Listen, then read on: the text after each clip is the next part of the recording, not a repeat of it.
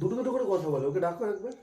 ওর শুধু কথাই হয়নি আমার সাথে ওর। এ ভাই ভাই হ্যাঁ দিদি। হ্যাঁ দিদি। ভাইয়া ভাইয়া তুই এখানে বস। এটা তোর কে হয়? দাদা দাদা। দাদা জামাই বাবু বলে ডাকবি। কি বলে ডাকবি? জামা চুষবা? তোমার কি ছোটবেলায় সুপুরি উপরে উঠে গেছিল?